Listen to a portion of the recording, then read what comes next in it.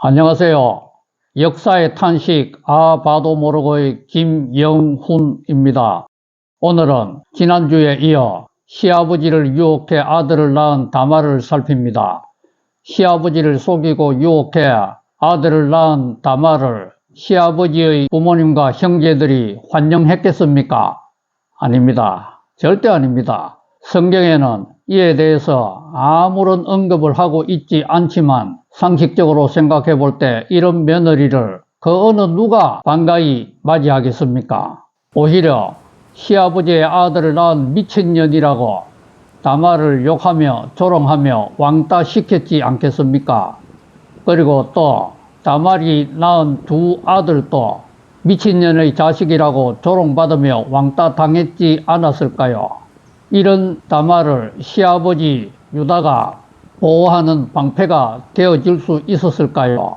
이것도 절대 아닙니다. 유다는 자신의 잘못을 철저하게 반성하며 다말과 두 번 다시 동침하지 않았기에 오히려 다말은 더 큰 외로움을 느꼈을지도 모릅니다. 그리고 또 유다는 자신도 떳떳하지 못했기에 부모님과 형제들 앞에서 다말을 보호할 힘이 없었을 것입니다. 어쨌든 다말은 두 아들 때문에 죽지 못해 억지로 살면서 너무 힘든 고난의 외로운 삶을 살았지 않았을까요? 그렇기에 시집 식구들이 믿고 섬긴다고 하는 하나님이란 신이 다말의 눈에 좋게 비쳤겠습니까?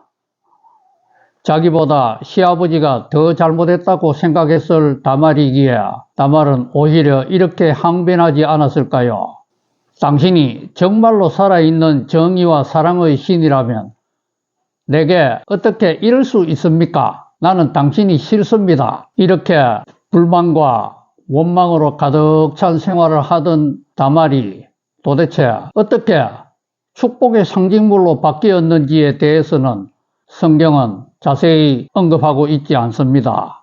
그러나 성경은 다말이 시할아버지 야곱을 따라 이집트에 갔다고 말하고 있습니다. 그리고 그때 다말은 벌써 손자를 본 할머니가 되었다고 기록하고 있습니다. 이때 다말의 나이는 20대로 추정됩니다. 다말이 자기 아들이 약 10살 정도 되었을 때에 결혼을 시키면서 정말 기뻐하고 즐거워하기보다는 그 마음이 얼마나 착잡하고 복잡했겠습니까? 이런 다말이 도대체 어떻게 해서 축복의 상징물로 바뀌었는지를 살핍니다. 다말은 이집트에서 요셉을 만났기 때문에 축복의 상징물로 바뀐 것으로 저는 생각합니다. 죽은 줄로만 알았던 작은 시아버지 요셉이 이집트의 총리가 되어 모든 가족들을 이집트로 초대했을 때 모든 사람들이 요셉에 대해서 궁금해했듯이 다말도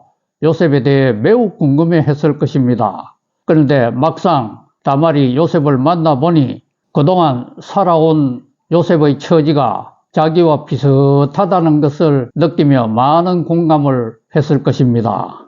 다말은 10대의 나이에 시아버지의 아들을 낳아 그 이후 약 10여 년간 정말 엄청난 고생을 했는데 요셉도 17세의 나이에 노예로 팔려 13년이나 엄청난 억울한 생활을 하였다는 것이 자신의 처지와 비슷한 것 같아 공감이 되었을 것입니다. 그런데 자세히 생각해 보니 다말은 자기는 시아버지를 속이고 아들을 낳은 큰 잘못이 있지만 요셉은 그런 큰 잘못도 없이 형들의 미움을 사서 너무나도 엄청난 큰 억울한 삶을 살았다는 것이 자신과 다르다는 것을 알았습니다.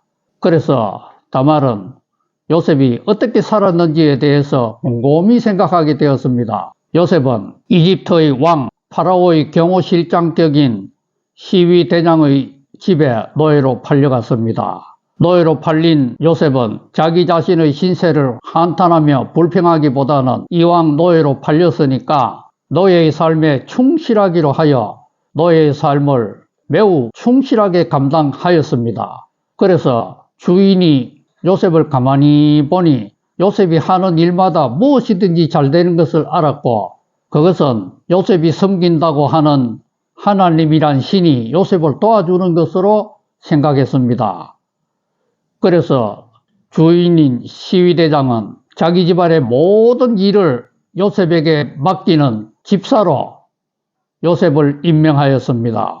시위대장의 집사가 된 요셉은 조금 편안해지는가 싶었지만 이내 엄청난 시련이 닥쳐왔습니다. 체격이 아주 건장하고 미남이었던 요셉에게 주인 마님이 홀딱 반해 매일 주인 마님이 요셉을 유혹했던 것입니다. 그러나 요셉은 하나님 앞에서 이런 악한 짓을 할 수 없다며 주인 마님의 유혹을 뿌리쳤습니다. 노예에게 매번 거절당하고 무시당한 주인 마님은 꼭지가 돌아서 요셉이 자기를 겁탈하려고 했다고 누명을 덮어씌워 지하토굴의 감옥에 처박아 넣었습니다. 지하토굴 감옥에 갇힌 요셉은 이번에도 불평하지 않고 죄수 생활에 충실했으며 다른 죄수들을 보살피기까지 하여 그 감옥은 편안해졌습니다. 이에 그 감옥을 책임진 간수가 요셉이 들어온 이후 감옥이 너무 편안해진 것을 보고 요셉이 섬긴다고 하는 하나님이란 신이 요셉을 돕는 것으로 판단하였습니다. 그래서 감옥의 간수는 감옥소에 관련된 모든 일들을 죄수인 요셉에게 맡기는 희한한 일이 발생했습니다. 요셉이 노예 생활과 감옥 생활을 약 13년간 하고 30세가 되었을 때에 이집트의 왕 파라오의 꿈을 해석하였습니다. 파라오는 너무 이상한 꿈을 꾸었는데 아무도 이를 해석해 주지 못해 매우 고민하면서 궁금하였는데 요셉이 이를 해석해 준 것입니다. 요셉은 앞으로 곧 7년간의 대풍년이 오고 그 후에 바로 7년간의 대기근이 오는데 대풍년 때 대기근을 잘 예비해야 한다고 해석해 주었습니다. 그러자 요셉이 섬긴다고 하는 하나님이란 신이 요셉을 돕는 것으로 판단한 파라오는 이집트의 2인자인 총리로 요셉을 임명하는 기상천외한 선택을 하였습니다. 요셉의 말대로 7년간의 풍년이 왔고 그 후에 드디어 대기근이 시작되었습니다. 이 대기근은 이집트뿐만 아니라 야곱이 살고 있는 가나안 땅에도 발생하였습니다. 그래서 야곱의 아들들, 즉 요셉의 형들 10명이 이집트에 식량을 사러 이집트로 갔습니다. 그리고 총리인 요셉에게 엎드려 절하며 식량을 샀습니다. 요셉은 단번에 자기 형인 것을 알아보았지만 여러 차례 만나기까지 정체를 밝히지 않다가 나중에 자신의 정체를 밝히면서 말했습니다. 앞으로 대기근이 5년간이나 더 지속될 것이기에 아버지와 형들 가족들은 이곳 이집트에 와서 살기를 바랍니다. 제가 초대하겠습니다. 라고 말했습니다. 이렇게 하여 다말은 이집트에 와서 요셉을 만나게 되었습니다. 요셉을 만나 요셉이 살아온 과정을 쭉 들어보니 자신의 처지와 너무 닮았다고 생각한 다말은 요셉에게 호감을 가지게 되었고 요셉이 섬긴다고 하는 하나님이란 신에 대해 다시 한번 생각하게 되었습니다.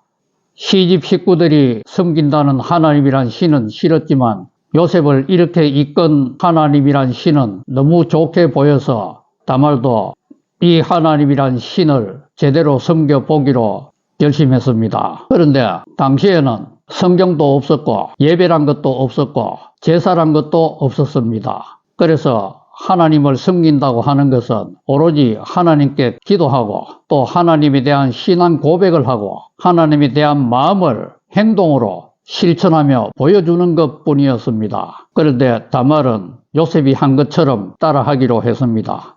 이때 요셉은 내가 23년 전에 노예로 팔려 이집트에 온 것은 바로 오늘 이때를 위해서 하나님께서 나를 미리 이곳에 보내어 우리 가족들을 구원하게 한 것입니다. 라고 말하면서 형들을 용서하는 것을 목격하였습니다. 자신을 노예로 팔아버린 형들을 용서하는 요셉을 보면서 다말은 시집 식구들에 대한 미운 마음을 버리고 시집 식구들을 사랑하려고 노력하게 되었습니다.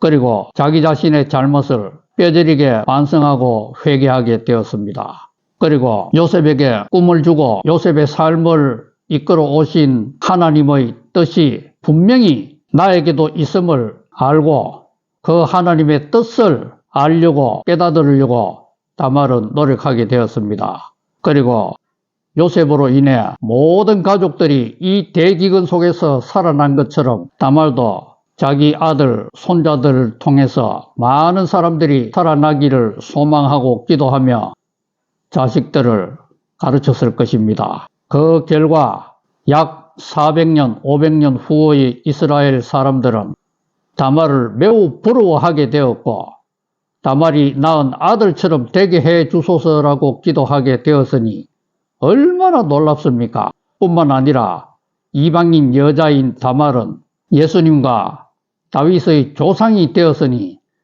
이보다 더 큰 축복이 어디에 있겠습니까? 다음 주 화요일 이 시간에는 총을 무시해 총에 맞아 쓰러진 조선 이야기를 살피도록 하겠습니다. 감사합니다. 하나님 복 많이 누리세요.